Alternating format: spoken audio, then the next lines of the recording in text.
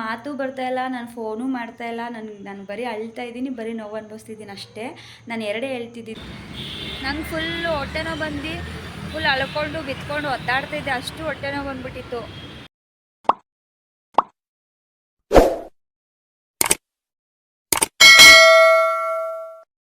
Hi hello ಎಲ್ರಿಗೂ good morning, welcome back to my new vlog. ಇವಾಗ time ಬಂದರೆ ಎಷ್ಟು, 9 ಗಂಟೆನಾ?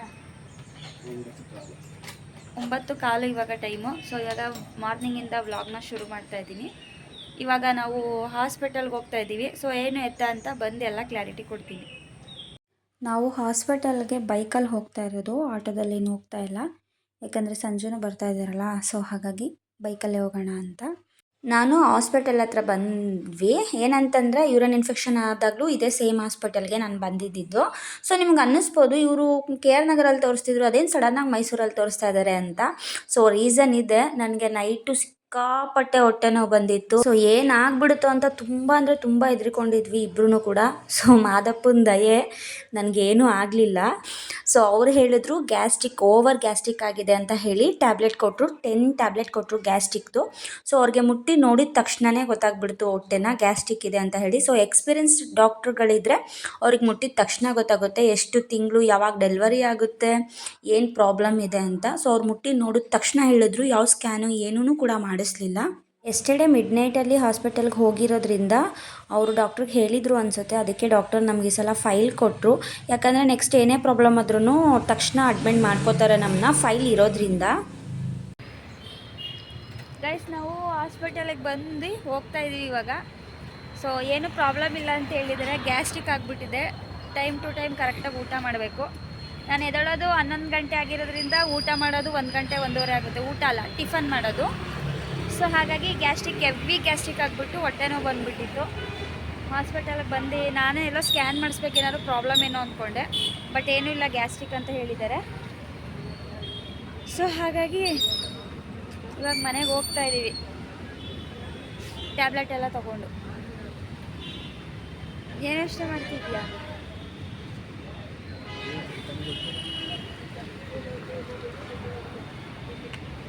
ಗೈಸ್, ನನಗೆ ಹೊಟ್ಟೆ ನೋವು ಬಂದಿದ್ದು ನೋಡಿ ನಾನು ಎದ್ರೆ ಹೋಗಿದ್ದೆ, ಏನಾಗ್ಬಿಡುತ್ತಪ್ಪ ಏನು ಅಂತ ಅಂದ್ಕೊಂಡು. ಅಷ್ಟು ಪೇಯ್ನ್ ಬಂದುಬಿಟ್ಟಿತ್ತು ನಿನ್ನೆ ನೈಟು. ಆದರೆ ಗ್ಯಾಸ್ಟ್ರಿಕ್ ಅಂತೆ. ನಂಗೆ ಫುಲ್ಲು ಹೊಟ್ಟೆ ನೋವು ಬಂದು ಫುಲ್ ಅಳ್ಕೊಂಡು ಬಿತ್ಕೊಂಡು ಒದ್ದಾಡ್ತಾಯಿದ್ದೆ, ಅಷ್ಟು ಹೊಟ್ಟೆ ನೋವು ಬಂದುಬಿಟ್ಟಿತ್ತು. ಆಮೇಲೆ ನೈಟು 12 o'clock ಹಂಗೆ ಹಾಸ್ಪಿಟಲ್ಗೆ ಹೋದೋ. ಅಪೋಲೋ ಹಾಸ್ಪಿಟ್ಲಿಗೆ ಹೋಗೋಣ ಅಂತ ಹೇಳಿದ್ರು ಸಂಜು. ಬಟ್ ನಾನು ಅಪೋಲೋ ಹಾಸ್ಪಿಟಲಲ್ಲಿ ಸುಮ್ಮನೆ ಮತ್ತೆ ಒಂದು ಕಡೆಯಿಂದ ಎಲ್ಲ ಚೆಕಪ್ಪು ಮಾಡ್ತಾರೆ ಅಂತ, ಅಂದರೆ ಸ್ಕ್ಯಾನು, ಅವರು ಇನ್ನೊಬ್ರು ಒಪ್ಪಲ್ಲ. ಸೊ ಹಾಗಾಗಿ ಎಲ್ಲ ಮಾಡ್ತಾರೆ ಅಂದ್ಬಿಟ್ಟು ನಾನು ಬೇಡ ಅಲ್ಲೆಲ್ಲ ಅಂತಂದೆ. ಸಂಜು ಮತ್ತೆ ಜೇಸಸ್ಗೆ ಹೋಗೋಣ ಅಂತಂದ. ಟೈಮ್ ಬಂದು 12:45 12:30 ನೈಟು. ಸೊ ಬೇಡ ಅಂತಂದೆ. ಆಮೇಲೆ ಇದೇ ಪೂರ್ಣಿಮಾ ಹಾಸ್ಪಿಟಲ್ಗೆ ಬಂದಿದ್ದೋ ನಾವು ಮತ್ತೆ ನೈಟು. ಬಟ್ ಡಾಕ್ಟರ್ ಇರಲಿಲ್ಲ. ಅಡ್ಮಿಂಟ್ ಆಗಿ ನೀವು ಇಂಜೆಕ್ಷನ್ ಕೊಡ್ತೀನಿ, ಪೇಯ್ನ್ ಇದ್ದರೆ ಇಂಜೆಕ್ಷನ್ ಕೊಡ್ತೀನಿ, ಇಲ್ಲ ಅಂದ್ರೆ ಇಲ್ಲ ಅಂತ ಹೇಳಿದರು. ಬಟ್ ನಾನು ಪೇಯ್ನ್ ಏನಿಲ್ಲ ಅಂತ ಅಂದ್ಕೊಂಡು ಹೋಗ್ಬಿಟ್ಟಿದ್ದೆ. ಸೊ ಹಾಗಾಗಿ ಇವಾಗ ಬಂದೆ. ಅವರು ಆ್ಯಕ್ಚುಲಿ ಡಾಕ್ಟ್ರು ಬರೋ ಹಾಗಿಲ್ಲ, ಬಟ್ ಯಾರೋ ಹೇಳಿ ಕರ್ಸ್ಕೊಂಡಿದ್ರು, ಅವ್ರಿಗೋಸ್ಕರ ಬಂದಿದ್ರು. ಇನ್ನೂ ಒಂದು 3 ಪೇಷಂಟ್ ಏನೋ ಇತ್ತು ಅಂದ್ಬಿಟ್ಟು. ಸೊ ನಮ್ಮನ್ನು ನೋಡಿದ್ರು. ಇವತ್ತು ಮತ್ತು ನಾಳೆ ಅವರು ಹಾಲಿಡೇ, ಔಟ್ಸೈಡ್ ಎಲ್ಲ ಹೋಗ್ತಾ ಇದ್ದಾರೆ.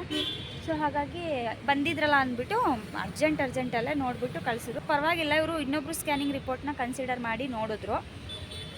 ನೋಡಿ ಟ್ಯಾಬ್ಲೆಟ್ ಬರ್ಕೊಟ್ರು ಗ್ಯಾಸ್ಟ್ರಿಕ್ ಅಂತ ಹೇಳಿ. ಅಂದರೆ ಅವರಿಗಂದರೆ ಮುಟ್ಟಿದ ತಕ್ಷಣ ಗೊತ್ತಾಗುತ್ತೆ, ಹೊಟ್ಟೆ ಮುಟ್ಟಿದ ತಕ್ಷಣ ಎಷ್ಟು ವೀಕು ಎಲ್ಲನೂ ಕೂಡ ಗೊತ್ತಾಗ್ಬಿಡುತ್ತಲ್ಲ. ಹಾಗಾಗಿ ನೋಡಿ ಕೊಟ್ಟರು. ಸರಿ ಹೋಯಿತು ನನಗೆ. ಸೊ ಇವಾಗ ಮನೆಗೆ ಹೋಗ್ಬೇಕು. ಆ್ಯಂಡ್ ನೀವು ಅನ್ಕೋಬೋದು ಅಷ್ಟು ಹೊಟ್ಟೆ ನೋವು ಅಂತವ್ರೆ, ಆದರೂ ಅಷ್ಟೊಂದು ಸ್ಮೈಲ್ ಮಾಡ್ತಾ ಮಾತಾಡ್ತಾ ಇದ್ದಾರೆ ಅಂತ ಹೇಳಿ. ಆ ಸ್ಮೈಲ್ಗೆ ಕಾರಣನೇ ಅವರು ಗ್ಯಾಸ್ಟ್ರಿಕ್ ಅಂತ ಹೇಳಿದ್ದು. ಸೊ ಅವ್ರು ಹೇಳಿದ ಮೇಲೇ ನನಗೂ ಸಂಜೆಗೂ ಸಮಾಧಾನ ಆಗಿದ್ದು. ಗೈಸ್, ನಾನು ಮನೆಗೆ ಬಂದು ಮಲ್ಕೊಬಿಟ್ಟಿದ್ದೆ, ನಾನು ಸಂಜೆ ಇಬ್ರು. ಇವಾಗ ಜಸ್ಟು ಎದ್ದಿದ್ದು. ಸೊ ಹಾಗಾಗಿ ನಾನು ವೀಡಿಯೋಸ್ ಏನೂ ಮಾಡಲಿಲ್ಲ. ಇವಾಗ ಎದ್ದು ಫ್ರೆಶ್ ಅಪ್ ಆಗಿ ಇವಾಗ ವೀಡಿಯೋ ಮಾಡ್ಕೋತಾ ಇದ್ದೀನಿ. ಅಡುಗೆ ಮಾಡಬೇಕು, ತೊಗರಿಕಾಯಿ ಸಾರು. ಇವಾಗ ಅದೇ ಅಲ್ವಾ ಸೀಸನ್ ಇರೋದು. ಸೊ ಹಾಗಾಗಿ ಎಲ್ಲ ಹಿಡ್ದಿಟ್ಟಿದ್ದೀನಿ, ಮಾಡಬೇಕು. ಬಟ್ ನಾವು ಇವಾಗ ಎಲ್ಲೋ ಹೊರಗಡೆ ಹೋಗ್ತಾ ಇದ್ದೀವಿ. ಎಲ್ಲಿಗೆ ಏನು ಅಂತ ತೋರಿಸ್ತೀನಿ ನಾನು. ನೋಡೋಣ ಅಂತ ಹೋಗ್ತಾ ಇರೋದು. ಬಟ್ ಆಲ್ರೆಡಿ ಸಂಜೆ ಒಂದು ಸಲ ನೋಡಿ ಎಲ್ಲ ಮಾತಾಡ್ಕೊಂಡು ಬಂದಿದ್ದಾರೆ, ರೇಟ್ ಎಲ್ಲ ಫಿಕ್ಸ್ ಮಾಡಿ. ಇವಾಗ ನಮ್ಗೆ ಅದು ನೀಡೆಡ್. ಸೊ ಹಾಗಾಗಿ ಇವಾಗ ನಾನೊಂದು ಸಲ ನೋಡೋಕ್ಕೆ ಅಂತ ಹೋಗಬೇಕು, ಮತ್ತು ಆರ್ಡ್ರ್ ಕೊಡೋಕ್ಕೆ ಹೋಗಬೇಕು. ಸೊ ಹಾಗಾಗಿ ರೆಡಿ ಆಗಿದ್ದೀನಿ. ವಿಡಿಯೋನ ಸ್ಕಿಪ್ ಮಾಡಿದೆ ನೋಡಿ. ಆ್ಯಂಡ್ ಇನ್ನೊಂದೇನು ಅಂತಂದರೆ, ಅದೇ ನೈಟ್ ನಂಗೆ ಹುಷಾರಿರಲಿಲ್ಲ ಅಲ್ಲ, ಅದ್ರ ಬಗ್ಗೆ ಅದು ಏನು ಎತ್ತ ಅಂತ ಸಂಜುನ ಕೇಳ್ತೀನಿ. ಅವ್ನು ಹೇಳ್ತಾನಿರಿ ಅವ್ನಿಗೆ ಹೆಂಗಾಗಿತ್ತು ಅಂತ. ಸಂಜು ಹೆಂಗೆ ಗೊತ್ತಾ ಗೈಸ್, ಮುದ್ದು ಮಾಡ್ತವನೆ, ಬಾಯಿಗೆ ಬಂದಂಗೆ ಬೈತಾನೋ ಅವನೇ. ಅಂದರೆ ಅವನೇ ಕಂಟ್ರೋಲ್ ಸಿಗಲಿಲ್ಲ. ಯಾಕಂದರೆ ನಮ್ಮ ಮನೇಲಿ ಯಾರೂ ಇಲ್ಲ, ಬರೀ ನಾನು ಅವನು ಅಂದರೆ ನಮ್ಮಿಬ್ರಿಗೂ ಅಷ್ಟು ಅದ್ರ ಬಗ್ಗೆ ಗೊತ್ತಿಲ್ಲ ಅಲ್ಲ. ಸೊ ಹಾಗಾಗಿ ಅವನಿಗೂ ಕೂಡ ಕೈಕಾಲು ಓಡಲಿಲ್ಲ, ನನಗೂ ಕೂಡ ಅಷ್ಟು ಗೊತ್ತಾಗಲಿಲ್ಲ. 7 ಮಂತ್ ಆದಮೇಲೆ ಅಂದರೆ ಬೇಬಿ ರೊಟೇಟ್ ಆಗೋಕ್ಕೆ ಆ ಥರ ಆಗುತ್ತೆ ಅಂತ ಅನ್ಕೋಬೋದು. ಬಟ್ ಈಗ 3.5 ಮಂತ್ಗೆಲ್ಲ ಹಂಗೆ ಆಗುತ್ತೆ ಅಂದರೆ ನಾವು ಏನಂತ ತಿಳ್ಕೊಬೇಕು. ಸೊ ಹಾಗಾಗಿ ನಮಗೇನು ಅಂತಲೇ ಅರ್ಥ ಆಗಲಿಲ್ಲ. ಆಮೇಲೆ ನಾವು ಫಸ್ಟು ಕಾಲ್ ಮಾಡಿದ್ದು ನಮ್ಮ ಅಕ್ಕಗೆ. ಅದು ಸಂಜುನೇ ಫುಲ್ಲು ಗಾಬರಿಯಿಂದ. ನನಗೆ ಮಾತು ಬರ್ತಾಯಿಲ್ಲ, ನಾನು ಫೋನು ಮಾಡ್ತಾಯಿಲ್ಲ, ನಾನು ಬರೀ ಅಳ್ತಾ ಇದ್ದೀನಿ, ಬರೀ ನೋವು ಅನುಭವಿಸ್ತಿದ್ದೀನಿ ಅಷ್ಟೇ. ನಾನು ಎರಡೇ ಹೇಳ್ತಿದ್ದೀನಿ, ಸಂಜು ನಂಗೆ ಆಗ್ತಿಲ್ಲ ಅಷ್ಟೇ ನಾನು ಮಾತಾಡಿದ್ದು, ಇನ್ನೇನು ನಾನು ಮಾತಾಡಿಲ್ಲ. ಸೊ ಸಂಜುನೇ ಫೋನೆಲ್ಲ ಹುಡುಕಿ ತಡಕಿ ಫೋನೆಲ್ಲಿ ಅಂದ್ಕೊಂಡು ನಾನೆಲ್ಲೋ ಈಚೆ ಹಾಲಲ್ಲೆಲ್ಲೋ ಇಟ್ಬಿಟ್ಟಿದ್ದೆ, ನಾವು ರೂಮಲ್ಲಿ ಇದ್ವಲ್ಲ. ಸೊ ಅವನೇ ಫೋನ್ ಹುಡುಕಿ ನಮ್ಮ ಅಕ್ಕಂಗೆ ಫಸ್ಟ್ ಕಾಲ್ ಮಾಡ್ದೆ. ಅಕ್ಕ ಹಿಂಗೆ ಅವಳು ಹುಷಾರಿಲ್ಲ, ಆಗ್ತಾಯಿಲ್ಲ, ಹೊಟ್ಟೆ ನೋವು ಅಂತ ತುಂಬ ಅಳ್ತಾ ಇದ್ದಾಳೆ, ಏನು ಮಾಡೋದು ಅಂತ ಕೇಳಿದೆ. ಸೊ ಅವಾಗ ನಮ್ಮ ಅಕ್ಕ ಈ ಸಿಚುವೇಷನಲ್ಲಿ ಏನೂ ಮಾಡೋದಕ್ಕಾಗಲ್ಲ, ಅಂದರೆ ನಿಮ್ಗೇನು ಗೊತ್ತಾಗಲ್ಲ. ಸೊ ಅವಳಿಗೆ ಏನಕ್ಕೆ ಹೊಟ್ಟೆ ನೋವು ಬರ್ತಿದೆ ಅಂತ ನಮಗೂ ಕೂಡ ಗೊತ್ತಿಲ್ಲ. ಸೊ ಫಸ್ಟು ಹಾಸ್ಪಿಟಲ್ ಕರ್ಕೊಂಡೋಗು, ನೆಗ್ಲೆಕ್ಟ್ ಮಾಡಬೇಡ ಅಂತ ಅವಳು ಹೇಳಿದ್ಲು. ಸೊ ಆಮೇಲೆ ಸಂಜು ಆಟೋಗೆ ಫಸ್ಟೇ ಕಾಲ್ ಮಾಡಿ ಹೇಳಿದರು, ಅವ್ರ ಫ್ರೆಂಡೇನೆ.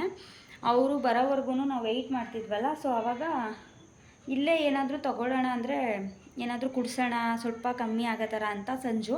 ಬಟ್ ಏನು ಕುಡ್ಸೋದೇನು ಅಂತ ನಮ್ಗೆ ಗೊತ್ತಿಲ್ಲ. ಆಮೇಲೆ ನಮ್ಮ ಅಕ್ಕ ಕೇಳಿದ್ಲು, ಏನಾದರೂ ಕೆಲಸ ಮಾಡಿದ್ಲು, ಏನು ಮಾಡಿದ್ಲು ಅಂತ. ನಾನೇನು ಕೆಲಸ ಮಾಡಿದೆ ಅಂತ ಸಂಜುನೇ ಬಂದು ಹೇಳ್ತಾನಿರಿ. ಅವನು ಮೇಲೆ ಬಟ್ಟೆ ಎತ್ಕೊಬರೋಕ್ಕೆ ಅಂತ ಹೋಗಿದ್ದಾನೆ. ಆಮೇಲೆ ನೆಕ್ಸ್ಟು ನಮ್ಮ ಮಮ್ಮಿಗೆ ಕಾಲ್ ಮಾಡ್ದು. ನಮ್ಮ ಮಮ್ಮಿದು 2 ನಂಬರ್ದು ರೀಚಾರ್ಜ್ ಖಾಲಿಯಾಗೋಗಿದೆ. ಅದನ್ನು ಹಾಕ್ಸಿ ಕಾಲ್ ಮಾಡಬೇಕು ಅನ್ನೋದು ನಮಗೆ ಥಾಟಲ್ಲಿಲ್ಲ, ಯಾಕಂದರೆ ಆ ಗಾಬರಿಲಿ ನಮ್ಗೆ ಅದು ಗೊತ್ತಾಗಲಿಲ್ಲ ನಮಗೆ. ಆಮೇಲೆ ನಮ್ಮ ಮಮ್ಮಿನೇ ಹಾಕ್ಸಿ ಕಾಲ್ ಮಾಡಿದರು ಬೆಳಗ್ಗೆ. ಸೊ ಮಾತಾಡಿದೆ. ಇನ್ನು ಅದಾದಮೇಲೆ ನಮ್ಮ ಅಣ್ಣಂಗೆ ಕಾಲ್ ಮಾಡ್ತಿದ್ದೀನಿ, 2-3 ಸಲ ಪಿಕ್ಕೇ ಮಾಡ್ತಿಲ್ಲ. ಅಂದರೆ ನಮ್ಮ ಸಂಜುನೇ ಮಾಡಿದ್ದು, ಬಟ್ ಪಿಕ್ ಮಾಡ್ತಾಯಿಲ್ಲ. ಆಮೇಲೆ ಸಂಜು ಅವ್ರ ಮಮ್ಮಿಗೆ ಕಾಲ್ ಮಾಡಿ ಹಿಂಗೆ ಹೊಟ್ಟೆ ನೋವು ಏನು ಮಾಡೋದು ಅಂತ ಕೇಳಿದ್ಮೇಲೆ ಅವರು ಮಜ್ಜಿಗೆ ಏನೋ ಕುಡಿಸು ಅಂತ ಹೇಳಿದ್ರು. ಅಂದರೆ ಸ್ವಲ್ಪ ಕೋಲ್ಡ್ ಥರದ್ದು ಕುಡಿಸು ಅಂತ, ಅಂದರೆ ಅವರು ಜ್ಯೂಸು ಏನಾದರೂ ಕುಡಿಸು ಅಂತ. ಜ್ಯೂಸ್ ಅಂದರೆ ಫ್ರೂಟ್ಸ್ ಇತ್ತು, ಬಟ್ ಮಾಡೋಕ್ಕಾಗಲಿಲ್ಲ ಅಂತ ಸಂಜು ಆಮೇಲೆ ಮಜ್ಜಿಗೆ ಮಾಡಿ ಕುಡಿಸಿದ್ದು. ಅವಾಗ ಅದು ಕಮ್ಮಿ ಆಗಿದ್ದು. ಸಂಜು ಬಂದ ಬಟ್ಟೆ ಎತ್ಕೊಂಡು. ಏನು ಲುಕ್ಕು ತೋರಿಸ್ಲ ನೀನಾ? ತೋರಿಸ್ತೀನಿ ಅನ್ನೋಷ್ಟೊತ್ತು ಬಟ್ಟೆ ಹಾಕ್ಬಿಟ್ಟ ಗೈಸವನು. ಇನ್ನು ಬಟ್ಟೆ ಎತ್ಕೊಬಂದವ್ರೆ ಅಂತ ಇದು ಮಾಡಿಬಿಡ್ತಾರೆ ಅಂದ್ಬಿಟ್ಟು. ಸಂಜು ಬಾಯ್ಲಿ, ಯಾಕೆ ಬಾಯ್ಲಿ, ನೀನೇನು ಕೇಳಲ್ಲ. ನಾವು ಮಂಚ ಮತ್ತು ಬೆಡ್ ತಗೊಳ್ಳೋಣ ಅಂತ ಹೋದ್ವಿ, ಅಂದರೆ ಮ್ಯಾಟ್ರೆಸ್ ನೋಡೋಣ ಅಂತ ಅಂದ್ಕೊಂಡು. ಸೊ ನೋಡಿದ್ವಿ, ಅವರೊಂದಷ್ಟು ಫೋಟೋಸ್ ತೋರಿಸಿದ್ರು. ಆಮೇಲೆ ಮೇಲೂ ಕೂಡ ಇಟ್ಟಿದ್ದೀವಿ ಸ್ಯಾಂಪಲ್ಸು, ಬನ್ನಿ ತೋರಿಸ್ತೀವಿ ಅಂತ ಅಂದ್ಕೊಂಡು ಕರ್ಕೊಂಡು ಹೋದರು. ಸೊ ಮೇಲೆ ಹತ್ತಿ ಹೋದ್ವಿ. ಸೊ ಒಂದಷ್ಟು ಡಿಸೈನ್ಸು ತೋರಿಸಿದ್ರು. ಇವಾಗಿನ ಟ್ರೆಂಡು ಕುಷನ್ ಹಾಕೋದಂತೆ. ಸೊ ಅದನ್ನು ಕೂಡ ತೋರಿಸಿದ್ರು. ಬಟ್ ನನಗೆ ಅಷ್ಟು ಮೇಲೆ ಯಾವುದೂ ಇಷ್ಟ ಆಗಲಿಲ್ಲ. ಅದು ಒಂದು ಮಾತ್ರ ಇಷ್ಟ ಆಗಿದ್ದು, ಸ್ಟಾರ್ಟಿಂಗ್ ತೋರಿಸಿದ್ನಲ್ಲ, ಸೆಕೆಂಡ್ ಒನ್ ಇತ್ತಲ್ಲ ಅದು. ಸೊ ಇಲ್ಲೂ ಕೂಡ ಒಂದಷ್ಟು ಇತ್ತು. ಇಲ್ಲಿ ಕಿಂಗ್ ಸೈಜ್ ಇದ್ದಿದ್ದು, ಕ್ವೀನ್ ಸೈಜ್ ಇದ್ದಿದ್ದು.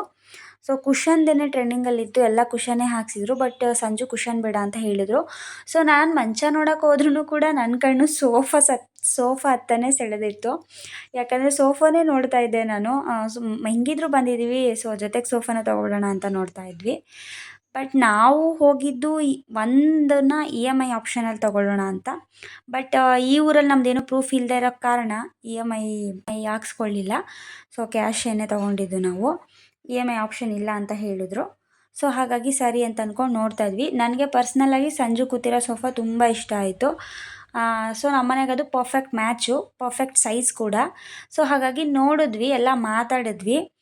ಬಟ್ ಆಮೇಲೆ ಸಂಜು ಬೇಡ ನಮಗೆ ಸೋಫಾ ಇವಾಗಲೇ ಅಂತ ಅಂದ್ಬಿಟ್ಟು ಹೇಳಿದ್ರು. ಅಂದರೆ ಅಮೌಂಟು ಅಷ್ಟು ಕ್ಯಾಶ್ ಕೊಡೋದಕ್ಕೆ ಆಗೋದಿಲ್ಲ, ಈಗ ಸ್ವಲ್ಪ ಅಮೌಂಟ್ ಶಾರ್ಟೇಜ್ ಇದೆ ಅಂತ ಅಂದ್ಬಿಟ್ಟು. ಆ್ಯಂಡ್ ನಾವು ನೋಡೋಕೆ ಹೋಗಿದ್ದು ಮಂಚ ಮತ್ತು ಬೆಡ್ ಮಾತ್ರ. ಸೊ ಹಾಗಾಗಿ ಸರಿ ಅಂತ ಅಂದ್ಕೊಂಡು ಇನ್ನೊಂದು 2 ಮಂತ್ ಬಿಟ್ಕೊಂಡು ತೊಗೊಂಡ್ರಾಯ್ತು ಅಂತ ಜಸ್ಟ್ ನೋಡ್ಕೊಂಡ್ವಿ. ಮತ್ತು ಆ್ಯಂಡ್ ನಾವು ಹಾಸಿಗೆನ ಇದನ್ನು ಸೆಲೆಕ್ಟ್ ಮಾಡಿದ್ವಿ. ಇದು ಕ್ವಾಲಿಟಿ ತುಂಬ ಚೆನ್ನಾಗಿದೆ ಆ್ಯಂಡ್ ಪ್ರೈಸ್ ಕೂಡ ಹೈ ಇದೆ. ಗೈಸ್, ನಾವು ಇವಾಗ ತಾನೇ ಮಂಚ ನೋಡ್ಕೊಂಡು ಬಂದ್ವಿ ಮನೆಗೆ. ಬಟ್ ಏನಂತಂದರೆ ಅದೇ ನಾನು ಮಂಚ ನೋಡೋಕೆ ಹೋಗ್ಬೇಕಿತ್ತಲ್ಲ, ಟೈಮ್ ಆಗುತ್ತೆ ಅಂತ ಅಂದ್ಬಿಟ್ಟು ನಾನು ಸಂಜು ಅಂದರೆ ಅಲ್ಲೆಲ್ಲ ನೋಡಬೇಕಲ್ಲ ಅಂದ್ಬಿಟ್ಟು ಬೇಗ ಹೊರಟು. ಸೊ ನಾನು ನಿಮಗೆ ಸಂಜು ಬಂದು ಹೇಳ್ತಾನೆ ಅಂತ ಹೇಳಿದ್ನಲ್ಲ, ಸೊ ಟೈಮ್ ಆಗುತ್ತೆ ಬಾ ಹೋಗ್ಬಿಟ್ಟು ಬರೋಣ ಅಂತ ಅಂದ್ಕೊಂಡು ಕರ್ಕೊಂಡು ಹೊಂಟೋಗ್ಬಿಟ್ರು. ಸೊ ಇವಾಗ ಬಂದು ಹೇಳು ನಿನ್ನ ಫೀಲ್ ಹೆಂಗಿತ್ತು ಎಕ್ಸ್ಪ್ರೆಸ್ ಮಾಡು ಅಂತಂದರೆ, ಅವ್ರಿಗೆ ಸ್ವಲ್ಪ 3-4 ದಿವಸದಿಂದನೂ ಮಳೇಲಿ ನೆಂದು ಬೆಂಗಳೂರಿಗೆಲ್ಲ ಹೋಗ್ತಾಯಿದ್ರಲ್ಲ, ಮಳೇಲಿ ನೆಂದು ಅವ್ರಿಗೆ ಸ್ವಲ್ಪ ಕೋಲ್ಡ್ ಆಗಿದೆ, ಮತ್ತು ಲೈಟಾಗಿ ಫೀವರ್ ಕೂಡ ಇದೆ. ಹಾಗಾಗಿ ಮಲ್ಕೊಂಡು ರೆಸ್ಟ್ ಮಾಡ್ತಿದ್ದಾರೆ. ಸೊ ಹಾಗಾಗಿ ಅವರೇನು ಹೇಳ್ತಾ ಇಲ್ಲ. ಒಟ್ಟಿನಲ್ಲಿ ನಾನು ಅವತ್ತಿನ ಸಿಚುವೇಷನಲ್ಲಿ ಏನಾಯಿತು ಅಂತ ನಾನು ಹೇಳಿಸ್ತೀನಿ ನಿಮಗೆ. ಅಂದರೆ ಯಾರಿಗಾದರೂ ಅಷ್ಟೇ ಗಾಬರಿನೇ ಅಲ್ವಾ. ಸೊ ಅವನಿಗೂ ಕೂಡ ಸೇಮ್ ಗಾಬರಿನೇ ಆಗೋಗಿತ್ತು ತುಂಬ. ಬಟ್ ಅವರು ಬೈತಾನೂ ಇದ್ರು. ಬೈಯೋದು ಹೆಂಗೆ ಅಂತಂದರೆ ಕ್ಲೀನು ಕ್ಲೀನು ಕ್ಲೀನು ಅಂತ ಇದು ಮಾಡ್ತೀಯಾ, ಯಾವಾಗ ನೋಡು ಕ್ಲೀನು ಕ್ಲೀನು ಅಂತ ಅಂದ್ಕೊಂಡು ಬೈತಾಯಿದ್ರು. ಇನ್ನೊಂದು ಸಲ ಕ್ಲೀನ್ ಮಾಡು, ನಿನಗೆ ಮಾಡ್ತೀನಿ ಅಂತ ಅಂದ್ಕೊಂಡು. ಏನಾರು ಹೆಚ್ಚು ಕಮ್ಮಿ ಆಗಬೇಕಲ್ಲ ನಿನಗೆ, ಕರ್ಕೊಂಡೋಗಿ ನಿಮ್ಮ ಅಮ್ಮನ ಮನೇಲಿ ಪರ್ಮನೆಂಟಾಗಿ ಬಿಟ್ಬಿಡ್ತೀನಿ, ಮತ್ತೆ ಮನೆಗೆ ಸೇರಿಸಲ್ಲ ಅಂದ್ಕೊಂಡು ಎಲ್ಲ ಹೇಳ್ತಾಯಿದ್ರು. ಆಮೇಲೆ ಏನಾಗಲ್ಲಮ್ಮ ಸುಮ್ಮನಿರಮ್ಮ ಚಿನಿ, ಏನಾಗಲ್ಲ ಅಂತ ಅಂದ್ಕೊಂಡು ಸಮಾಧಾನ ಮಾಡ್ತಾಯಿದ್ರು, ಬೈತಾನೂ ಇದ್ರು. ಅವನಿಗೆ ಜಾಸ್ತಿ ಕೋಪನೂ ಬರ್ತಾಯಿತ್ತು, ಮತ್ತು ಒಂಥರ ಅವ್ನ ಕಂಟ್ರೋಲಲ್ಲಿ ಅವನೇ ಇರಲಿಲ್ಲ. ನನಗೆ ಹುಷಾರಿಲ್ಲದಿರೋ ಕಾರಣ ನಾನೇನು ಮಾತಾಡಲಿಲ್ಲ, ಸೊ ಸುಮ್ಮನಾದೆ. ಆ್ಯಂಡ್ ನಾವು ಊಟ ಔಟ್ಸೈಡೇ ತಿನ್ಕೊಬಂದು, ಯಾಕಂದರೆ ಟೈಮ್ ಆಗಿತ್ತು ಅಂತ ಅಂದ್ಕೊಂಡು. ಹಾಗಾಗಿ ಅಡುಗೆ ಏನೂ ಮಾಡೋಂಗಿಲ್ಲ. ಹಂಗೂ ತೊಗರಿಕಾಯಿ ಸಾರು ಮಾಡಿ ಇಟ್ಬಿಡು, ಬೆಳಗ್ಗೆಗೆ ಆಗುತ್ತೆ ಅಂತ ಹೇಳಿದ್ರು. ನಾನೇನು ಮಾಡಿಲ್ಲ, ಯಾಕಂದರೆ ಕಾಯೆಲ್ಲ ಹೊಡಿಬೇಕಿತ್ತು ಈಚೆ ಅಂತ ಅಂದ್ಬಿಟ್ಟು ಸುಮ್ಮನೆ ಈಗ ಯಾರು ಮಾಡ್ತಾರೆ ಇಷ್ಟೊತ್ತಲ್ಲಿ, ಮಾರ್ನಿಂಗ್ ಎದ್ದು ಮಾಡ್ಕೋತೀನಿ ಅಂತ ಅಂದ್ಕೊಂಡು ಏನೂ ಮಾಡಿಲ್ಲ ನಾನು. ಸೊ ಇವಾಗ ದಾಳಿಂಬೆ ಹಣ್ಣು ಬಿಡಿಸಿಟ್ಟಿದ್ದೀನಿ, ತಿನ್ನಬೇಕು. ಆ್ಯಂಡ್ ಇನ್ನೊಂದು ಗೈಸ್, ನಾವು ಮಂಚ ಯಾವುದನ್ನು ಸೆಲೆಕ್ಟ್ ಮಾಡ್ದೋ ಮತ್ತು ಬೆಡ್ಡನ್ನು ಯಾವುದನ್ನು ಸೆಲೆಕ್ಟ್ ಮಾಡ್ದೋ ಏನೋ ಎತ್ತ ಅಂತ ನಿಮಗೆ ಗೊತ್ತಾಗುತ್ತೆ. ಮನೆಗೆ ಅದು ಡೆಲಿವರಿ ಆಗುತ್ತಲ್ಲ, ಸೊ ಅವಾಗ ತೋರಿಸ್ತೀನಿ. ಒಟ್ನಲ್ಲಿ ನಾನು ನೀವು ಒಂದಷ್ಟು ವಿಡಿಯೋ ಮಾಡ್ಕೊಂಡಿದ್ದೀನಲ್ಲ, ಅದರಲ್ಲಿ ಯಾವುದೋ ಒಂದು, ಬಟ್ ಸ್ವಲ್ಪ ಡಿಸೈನ್ಸ್ ಎಲ್ಲ ಚೇಂಜ್ ಇರುತ್ತೆ, ಯಾಕಂದರೆ ನಾವು ಫೋನಲ್ಲಿ ಸೆಲೆಕ್ಟ್ ಮಾಡಿ ಕೊಟ್ಟಿದ್ದೀವಿ. ಹಾಗಾಗಿ ನಾನು ಫೋನಲ್ಲಿ ಇನ್ನೊಂದು ಡಿಸೈನ್ ನೋಡಿದ್ದೆ, ನಾನು ಅದೇ ಡಿಸೈನ್ ಮಾಡಿಸ್ಬೇಕು ಅಂತ ಇದ್ದಿದ್ದು ನಾನು ಆ್ಯಕ್ಚುಲಿ. ಬಟ್ ಏನಾಯಿತು ಅದು ಅಂತಂದರೆ, ಅವರು ಆ ಡಿಸೈನ್ ಎಲ್ಲ ಬರಲ್ಲ ಅಂದರೆ ನಾವು ಗ್ಯಾರಂಟಿ ಕೊಡಲ್ಲ ಅಂತ ಹೇಳಿದ್ರು. ಸೊ ಹಾಗಾಗಿ ನಾನು ಸರಿ ಆಯಿತು, ಬೇರೆಯೇ ಮಾಡೋಕ್ಕೆ ಹೇಳಿದ್ದೀನಿ. ಅದು ಬಂದು 10 ಇಯರ್ ವಾರಂಟಿ ಕೊಡ್ತಾರಂತೆ. ಬೆಡ್ಡಿಗೆ ಬಂದು 12 ಇಯರ್ ವಾರಂಟಿನೂ ಎಷ್ಟೋ ಕೊಡ್ತೀನಿ ಅಂತ ಹೇಳಿದ್ರು. ಬಟ್ ನನಗೆ ಕರೆಕ್ಟಾಗಿ ಈಗ ನೆನಪಾಗ್ತಾಯಿಲ್ಲ. ಸೊ ಎಲ್ಲ ತರ್ತೀವಲ್ಲ, ಆಗ ಒಟ್ಟಿಗೆ ನಾನು ನಿಮಗೆ ಕ್ಲಾರಿಟಿ ಕೊಡ್ತೀನಿ. ಮಂಚಕ್ಕೆ ಎಷ್ಟಾಯಿತು, ಬೆಡ್ಗೆ ಎಷ್ಟಾಯಿತು, ಏನು ಅಂತೆಲ್ಲ ಕಂಪ್ಲೀಟಾಗಿ ನಾನು ಹೇಳ್ತೀನಿ. ಬಟ್ ಇನ್ನೊಂದೇನು ಅಂದರೆ, ಅದು ಆವಾಗಲೇ ಹೇಳ್ತೀನಿ. ಇನ್ನೊಂದು ಏನೋ ಇದೆ, ಬಟ್ ಅದನ್ನು ಕೂಡ ನಾನು ಆವಾಗಲೇ ಹೇಳ್ತೀನಿ, ಅಂದರೆ ಡೆಲಿವರಿ ಆದಾಗ.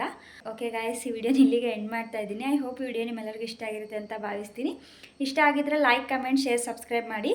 ಹಾಗೆ ಬೆಲ್ಲೈಕನ್ನ ಕ್ಲಿಕ್ ಮಾಡಿ. ಮತ್ತೆ ಹೊಸ ವಿಡಿಯೋದೊಂದಿಗೆ ಸಿಗ್ತೀನಿ. ಅಲ್ಲಿವರೆಗೂ ಕಾಯ್ತಾ ಇರಿ. Love you all, bye.